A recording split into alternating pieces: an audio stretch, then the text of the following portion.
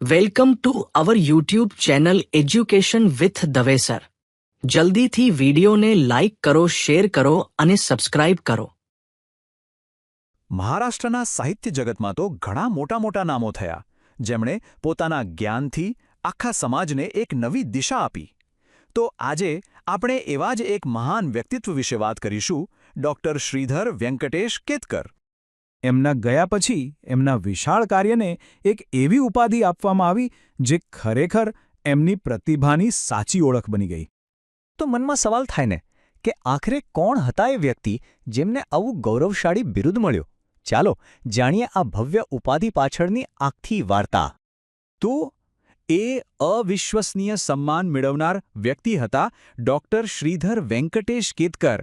ચાલો આપણે એમના જીવન અને એમના કામની અદ્ભુત સફર પર નીકળીએ. કોઈપણ વ્યક્તિની મહાનતા સમજવી હોય તો એમના બાળપણમાં ડોક્યું કરવું જ પડે.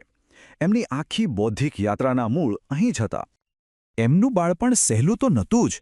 નાની ઉંમરમાં જ માતાપિતાનું છત્રું ગુમાવ્યું અને કાકાએ એમનો ઉછેર કર્યો. પણ કહેવાય છે ને કે કુદરત એક દરવાજો બંધ કરે તો બીજો ખોલી દે છે. કુદરતે એમને એક ગજબની ભેટ આપી હતી, એક અસાધારણ યાદશક્તિ. એમની યાદશક્તિ એટલી જોરદાર હતી કે સ્કૂલમાં એક શિક્ષકે તો એમને નામ જ પાડી દીધું, ચાલતો ફરતો જ્ઞાનકોશ. એમને ત્યારે ક્યાં ખબર હતી કે આ મજાકમાં આપેલું નામ આગળ જતાં એમના જીવનનું સૌથી મોટું કામ બની જશે. કેતકરના મનમાં એક વાત બહુ સ્પષ્ટ હતી. એક મિશન હતું જે એમના દરેક કામને દિશા આપતું હતું. ચાલો એને સમજીએ. જો એ સમયે દેશમાં આઝાદીની લડત ચાલતી હતી. મોટાભાગના લોકો માનતા કે અંગ્રેજોને હિંસાથી જ ભગાડી શકાય, પણ કેતકરનો રસ્તો અલગ હતો. એ માનતા હતા કે દેશનો સાચો વિકાસ તો જ્ઞાનથી જ થશે, શિક્ષણથી જ થશે. અને આ ખાલી વાતો નહોતી, એમણે પોતે આ રસ્તા પર ચાલીને બતાવ્યું. ઉચ્ચ અભ્યાસ કર્યો, પીએચડી સુધી પહોંચ્યા અને પછી કલકત્તા યુનિવર્સિટીમાં પ્રોફેસર બનીને જ્ઞાન વહેંચવાનું શરૂ કર્યું. અને અહીંથી જ શરૂ થાય છે એમના જીવનનું સૌથી મોટું, સૌથી ઐતિહાસિક કામ. એક એવું કામ જેણે મરાઠી સાહિત્યનો ઇતિહાસ જ બદલી નાખ્યો.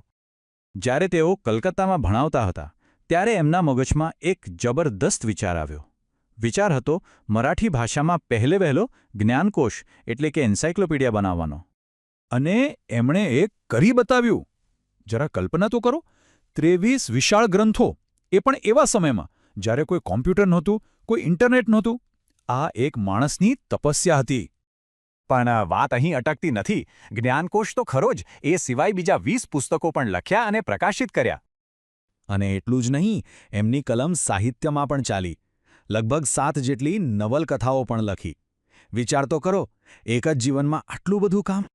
એમના જીવનની મુખ્ય તારીખો પર નજર કરીએ તો 1884માં જન્મ, 1930માં એમના જીવનનું સૌથી મોટું સપનું જ્ઞાનકોશ પૂરું થયું.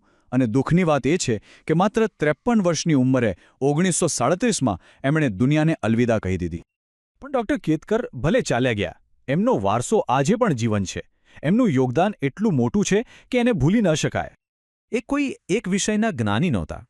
સાહિત્ય હોય કે ઇતિહાસ, ભૂસ્તરશાસ્ત્ર હોય કે ગ્રંથાલય વિજ્ઞાન, દરેક વિષયમાં એમની માસ્ટરી હતી. સાચા અર્થમાં એક પોલીમેથ હતા. પણ એમનું કામ ખાલી માહિતી ભેગી કરવાનું નહોતું. એ સમયના ભારતીય સમાજની સમસ્યાઓનું એમણે જે વિશ્લેષણ કર્યું, એવું ઊંડાણપૂર્વકનું વિશ્લેષણ મરાઠી સાહિત્યમાં બીજે ક્યાંય જોવા નથી મળતું. એ ખરેખર અજોડ હતું.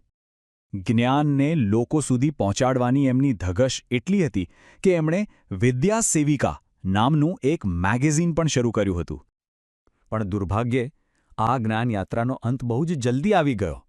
એમને ડાયાબિટીસની બીમારી હતી. એમાં પગ પર એક ઘા થયો જે રૂજાયો નહીં અને એપ્રિલ 1937માં એમનું નિધન થયું. એમના અવસાન પછી જ એમના આ વિરાટ કાર્યને જોઈને મહારાષ્ટ્રના વિદ્વાનોએ એમને બિરુદ આપ્યું મહારાષ્ટ્ર સારસ્વતના આધુનિક વ્યાસ. જેમ મહર્ષિ વ્યાસે મહાભારત જેવો ગ્રંથ રચ્યો, બસ એ જ રીતે ડૉક્ટર કેતકરે આધુનિક યુગમાં જ્ઞાનકોશ રચીને જ્ઞાનનો મહાસાગર બનાવ્યો. અને હવે અંતમાં એક સવાલ. આજે આપણી પાસે ગૂગલ છે, વિકિપીડિયા છે, બધી માહિતી એક ક્લિક દૂર છે. તો શું આજના જમાનામાં કોઈ એક વ્યક્તિ માત્ર પોતાના મગજ અને મહેનતથી આખા જ્ઞાનકોશ બરાબર કામ કરી શકે? આ એક વિચારવા જેવો સવાલ છે, ખરું ને? પૂરો વિડિયો જોવા બદલ આપનો આભાર. જો આપને વિડિયો ગમ્યો હોય તો ચેનલને સબસ્ક્રાઇબ કરવાનું ભૂલતા નહીં, સાથે શેર કરવાનું પણ ભૂલતા નહીં. જો કોઈ વ્યક્તિ વિશેષ વિશે તમે જાણતા હોય તો જરૂર કોમેન્ટ કરજો, જેથી તેની માહિતી આપણી ફેમિલીને મળતી રહે. જો કોઈ મંતવ્ય હોય તો જરૂર જણાવવા વિનંતી. આભાર.